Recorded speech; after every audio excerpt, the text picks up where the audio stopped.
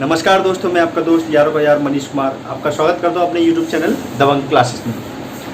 आज हम BTC first semester की जो हिंदी पढ़ रहे थे, जिसमें हमने चैप्टर नंबर 2 का पार्ट 3 लेके आए हैं, जिसमें चैप्टर नंबर 2 का पार्ट 1 और पार्ट 2 हमने करा दिया था इससे पहले वाली वीडियो में।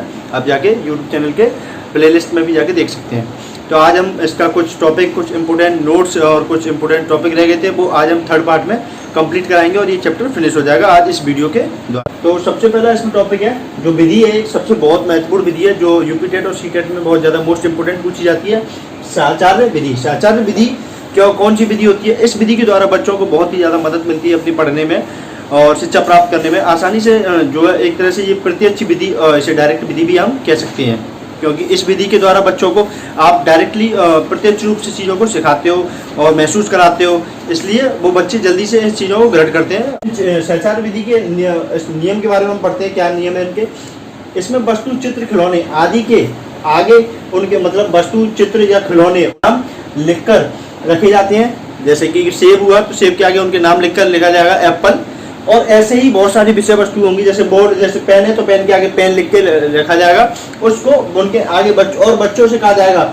और वे कार्ड जो जिन पर वो नंबर्स लिखे जाएंगे, जो लेटर्स लिखे जाएंगे, उनको उनके आगे बिखेर दिया जाएगा बच्चों के, और उनसे बोला जाएगा कि उसमें से कोई भी एक कार्ड उठाइए, मतलब और उन वस्तुओं के आगे उनको रख दीजिए। जैसे कि सेब, जो एप्पल हुआ, एप्पल एक कार्ड पे लिखा जाएगा एप्पल, तो एप्पल नाम का जो कार्ड होगा बच्चों को उठाने के लिए बोला जाएगा और बच्चों से बोला जाएगा इस एप्पल नाम के कार्ड को एप्पल के आगे जाके रखना है। प्रत्यक्ष रूप से आपको डायरेक्टली इन चीज़ों को बच्चों को बताना है तथा सिखाना है। जैसे पेन है, पेन रखा हुआ है, कोई वस्तु आपकी रखी हुई है जैसे यहाँ, और पेन नाम का जो आपने पैम्पलेट बनाया हुआ है जिसमें पेन लिखा हुआ है, बच्चों से कहा जाएगा कि वो पेन, जो शब्द लिखा हुआ है वो पेन के आगे जाके उस वर्ड को या लेटर को रख दीजिए। तो इससे ये बच्चों का प्रत्यक्ष रूप से ज्ञान का विकास होगा तथा उनको चीज़ों को समझने में और स्पष्ट रूप से आसानी से ग्रहण करने में आसानी होगी।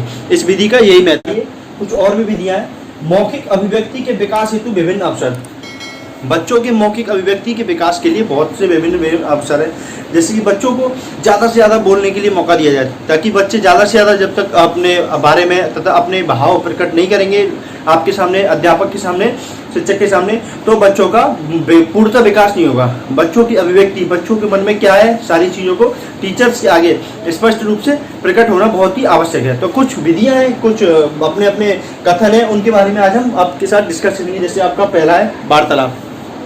वार्तालाप क्या होता है? वार्तालाप ये होता है आप बच्चों से स्पष्ट रूप से 1 to 1 फेस टू फेस होकर उसके विषय में तथा उसके बारे में, सब्जेक्ट के विषय में, ज्ञान के बारे में आप वार्तालाप करेंगे। जितना ज़्यादा उसके साथ वार्तालाप करेंगे उतना ही आप उसके भाव, विचार तथा उसके मन के अंदर के जितने विचार हैं उनको आप प्रकट करेंगे और उनको जान सकेंगे कि वो बच्चा आपके बारे में और उस विषय के बारे में क्या सोच रहा है। इस चीज़ से बच्चे की झिझक खत्म होगी तथा उसको पढ़ने में सुलभ तथा स्पष्टता आएगी।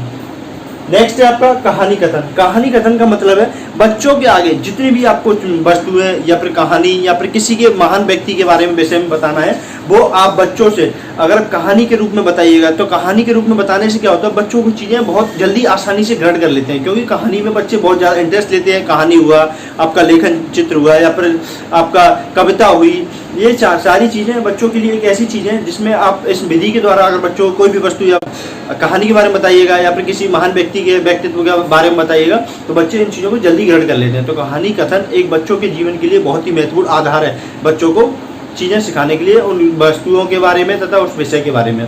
तो नेक्स्ट है आपका बाल सभा। बाल सभा का मतलब होता है बच्चों के लिए बाल सभा की जाए। बच्चों को इकट्ठा करके, टीचरों को इकट्ठा करके कुछ प्रतियोगिताएं, कुछ खेल, कुछ मतलब कि ऐसी कराई जाए, ऐसी सभाएं कराई जाए जिससे बच्चों को पढ़ाई के साथ साथ उनका मनोरंजन का भी विशेष ध्यान रखा जाए, जिससे कि बच्चे अपने पढ़ाई को लेके प्रेशर में ना आए, दबाव महसूस ना करें। इससे उनका मनोरंजन भी हो और मनोरंजन के द्वारा उनकी पढ़ाइयों में भी उनका बहुत ज़्यादा महत्वपूर्ण मतलब उनकी मदद हो। तो जिससे बच्चों के ऊपर से अंडर प्रेशर जो होता है बच्चे, जिस वजह से बच्चे पढ़ नहीं पाते हैं, जिसकी वजह से बहुत सारी सरकार ने कमेटियाँ बनाई है, यशपाल समिति, बिना बोझ वाली शिक्षा, NCTC, मतलब बहुत सारी विभिन्न प्रकार की ऐसी कमेटियाँ तथा विभिन्न प्रकार की विधियाँ बनाई है जो जिससे कि बच्चों के ऊपर बोझ कम हो। मतलब इस बाल सभा का भी यही एक सेंस है, बाल सभा से बच्चों के ऊपर प्रेशराइज कम किया जाए और बच्चों को ज़्यादा से ज़्यादा मनोरंजन के द्वारा पढ़ाया जाए और बच्चों को मनोरंजन के द्वारा उसका मनोरंजन कराया जाए और मनोरंजन के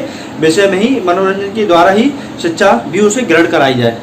नेक्स्ट है आपका प्रश्नोत्तर। प्रश्नोत्तर का मतलब ये है बच्चों से आप प्रश्नोत्तर के द्वारा कैसे आप चीज़ों को जान सकते हो। जैसे आपने कोई सब्जेक्ट पढ़ा है या फिर कोई विषय पढ़ा है, जैसे हमने आपको किसी महान व्यक्तित्व के बारे में बताया, जैसे महान व्यक्तित्व आप ले लीजिए भगत सिंह, बहुत महान व्यक्ति हैं, उनके बारे में आपको उन्हें कुछ भी बताया। जैसे आपने बताया भगत सिंह बहुत महान व्यक्ति थे, स्वतंत्रता सेनानी थे अपने भारत के लिए, उन्होंने स्वतंत्रता के लिए, आज़ादी के लिए बहुत सारी लड़ाइयाँ लड़ी।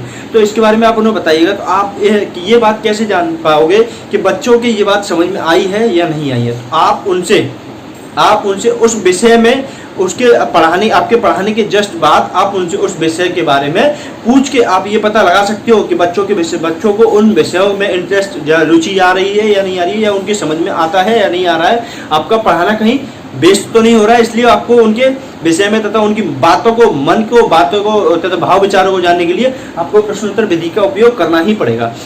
और नेक्स्ट है आपका संक्षेपीकरण और विस्तरीकरण। संक्षेपीकरण और विस्तरीकरण का बहुत ही महत्वपूर्ण योगदान है। संक्षेपीकरण का मतलब होता है किसी भी चीज को या किसी भी वस्तु को या फिर किसी भी टॉपिक को या फिर किसी भी महान व्यक्ति के व्यक्तित्व को या फिर उस बच्चे की कविता को जो आपके उसके विषय वस्तु में है, उसके बारे में आप उस बच्चे को जो पढ़ा रहे हो उसके संक्षेपीकरण का बहुत बड़ा योगदान है। संक्षेपीकरण का मतलब होता है मतलब उस विषय के बारे में आप ज़्यादा से ज़्यादा उसको समझाएं तथा ज़्यादा से ज़्यादा उस चीज़ों से विभिन्न प्रकार की तथा दैनिक जीवन से उसे जोड़कर उसको मतलब ज़्यादा से ज़्यादा चीज़ों को समझाने की कोशिश करें तथा प्रत्यक्षीकरण के रूप में समझाने की कोशिश करें।